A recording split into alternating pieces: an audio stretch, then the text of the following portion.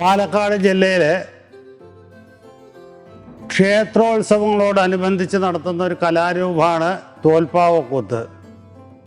ഏകദേശം പാലക്കാട്, മലപ്പുറം, അതുപോലെ തൃശ്ശൂർ ജില്ലകളിലെ 80ഓളം ദേവീക്ഷേത്രങ്ങളിൽ അവിടുത്തെ ഉത്സവങ്ങളോടനുബന്ധിച്ച് സ്ഥിരമായിട്ട് നടത്തി വരുന്ന ഈ തോൽപ്പാവക്കൂത്ത് എന്ന കലാരൂപം കുത്തനൂരിൽ, അതായത് കുഴൽമന്ദത്തിനടുത്ത് കുത്തനൂരിലാണ്, അവിടെ നിന്നാണ് ആദ്യം ഉത്ഭവിച്ചതെന്നാണ് ഏകദേശ ചരിത്രകാരന്മാർ പറയുന്നത്. ആദ്യം ഈ തോൽപ്പാവക്കൂത്ത് ഓല കൊണ്ടുള്ള പാവകളാണ് ഉപയോഗിച്ച് കളിച്ചിരുന്നത്. അന്ന് ഇതിൻ്റെ ഓലപ്പാവക്കൂത്താണ് പേരെന്ന് പറഞ്ഞിട്ട് ചേലനാട്ട് അച്യുതമേനോൻ പോയിട്ടുള്ള ചരിത്രകാരന്മാർ പറയുന്നുണ്ട്. പിന്നീട് ഈ ഓലപ്പാവ, അതായത് ഒരു പ്രാവശ്യം മാത്രമേ ഉപയോഗിക്കാൻ പറ്റുള്ളൂ, കുടപ്പനോലപ്പാവ. അതിന് ശേഷമാണ് ഈ തോൽപ്പാവകൾ, തോലുകൊണ്ടുള്ള പാവകൾ ഉപയോഗിച്ചിട്ടുള്ള ഈ കമ്പരാമായണം കഥയെ അടിസ്ഥാനമാക്കി തോൽപ്പാവക്കൂത്ത് എന്ന് പറയുന്ന ഇന്ന് കാണുന്ന രീതിക്കുള്ള കലാരൂപം ചിട്ടപ്പെടുത്തിയത്.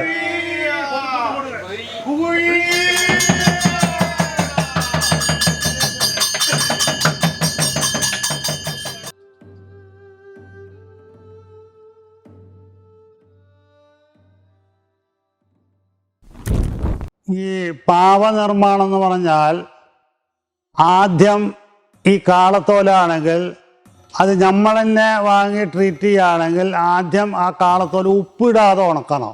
നമ്മൾ ആണി അടിച്ച് വലിച്ച് കെട്ടണം. ആണി അടിച്ചിട്ട് ഓരോ പലയിലും ദൂരത്തേക്ക് അങ്ങോട്ടും ഇങ്ങോട്ടും വലിക്കണം. അത് ഏകദേശം 8-9, നല്ല വേനൽക്കാലാണെങ്കിൽ ഒരു 8 ദിവസം മതി.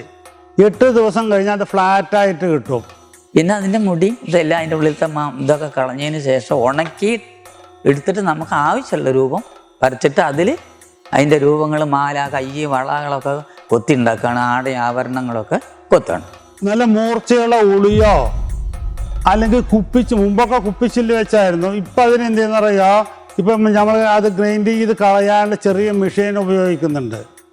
അതുകൊണ്ട് ഈ തോല് കളഞ്ഞ് പഴയ കാലത്ത് അതിൽ നമ്മൾ ഏകദേശം വരയ്ക്കാൻ ഉദ്ദേശിക്കുന്ന പാവയുടെ ട്രേസ് എടുക്കുക ചെയ്യുക.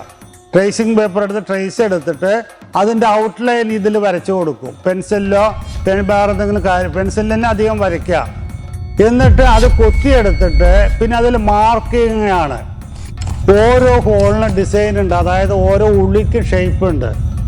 ആ ഷേപ്പിൽ ഇത് കൊത്തിയെടുക്കുക ചെയ്യുക.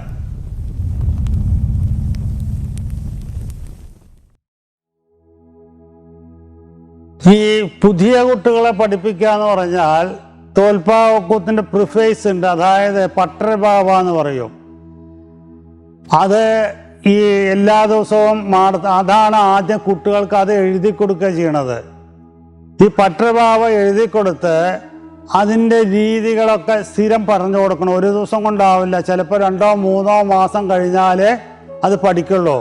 അതിനുശേഷം തോൽപ്പാവക്കൂത്തിലത്തെ രാമായണ കഥയിലത്തെ മറ്റേ ഈ പാട്ടുകളാണ് എഴുതി കൊടുക്കുക. ഈ പാട്ടുകൾ എഴുതി കൊടുത്താലും പോരാ, പുതിയ കുട്ടികൾക്ക് എന്തെന്നറിയോ, ഇത് അർത്ഥം പറഞ്ഞു കൊടുക്കണം. മലയാളത്തിൽ അതിൻ്റെ അർത്ഥം എന്താണ് ആദ്യം പറഞ്ഞു കൊടുക്കണം. മാത്രമല്ല, ഈ കമ്പരാമായണ ശ്ലോകങ്ങളാണെങ്കിൽ ശരി, അതിൽ നമ്മളുടെ ഹിന്ദു പുരാണങ്ങളിൽ വരുന്ന ഉപകഥകളുണ്ട്. പാഴാഴിമതനം, അതുപോലെ ഗജേന്ദ്രമോക്ഷം, മഹാബലി കഥകൾ, ഇത്രയും 100 കഥകൾ ചേർന്നതാണ് ഈ കമ്പരാമായണം. അത്രയും കഥകൾ എന്താണെന്ന് ആദ്യം അവരെ പറഞ്ഞ് ബോധ്യപ്പെടുത്തിക്കൊണ്ടാണ് ഈ തോൽപ്പാവക്കൂത്ത് ഞങ്ങളെ പഠിപ്പിച്ചു കൊടുക്കുന്നത്.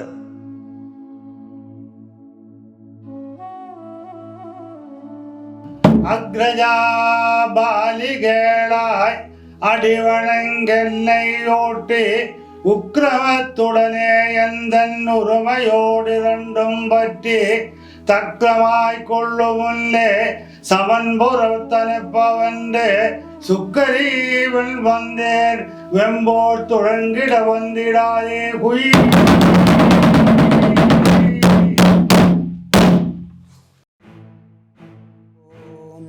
ഹരി ശ്രീരാമ രാമ രാമ രാമ രാമ. ഓം വിഘ്നേശ്വരായ നമഃ. കുഞ്ചരത്തിരുമുഖ പഞ്ചണ 15 വയസ്സിൽ കൂത്ത് പഠിക്കാൻ തുടങ്ങി.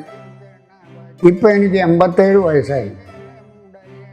എൻ്റെ ആദ്യ ഗുരുനാഥൻ രാമസ്വാമി പുലവർ എന്ന് പറയുന്ന ഒരാളാണ്. അതായത് ഈ സദാനന്ദ പുലവരുടെ വലിയച്ഛൻ.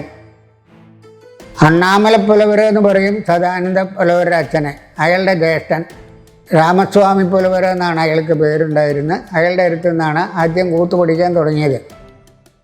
അത് കഴിഞ്ഞിട്ട് പിന്നെ കുറച്ച് സംസ്കൃതങ്ങളും കാര്യങ്ങളും മറ്റ് കൂടുതലായിട്ട് പഠിക്കാൻ വേണ്ടിയിട്ട് മാത്തൂർ ഗോപാലൻ നായർ എന്ന് പറയുന്ന ഒരാളുണ്ടായിരുന്നു. അയാളുടെ അടുത്താണ് പിന്നെ പഠിച്ചത്. ഇപ്പോൾ ഒരു 7 മാടം കൂത്തുമാടം എന്നാണ് പറയുക. ഞങ്ങൾ കൂത്ത് നടത്തുന്ന ആ സ്ഥലത്തിന് കൂത്തുമാടം എന്നാണ് പറയുക.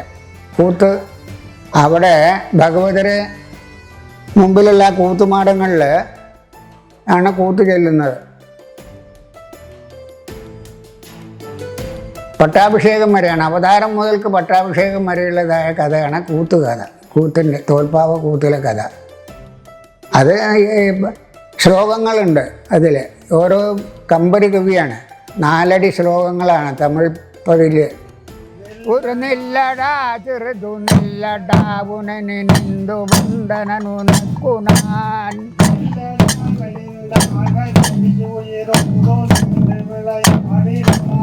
കല്ലടാ നെടുമരങ്ങളോ ഇരുകരത്തിനാൽ വലി കടക്കവോ അത് ഒളിനാൻ വലിയൊരു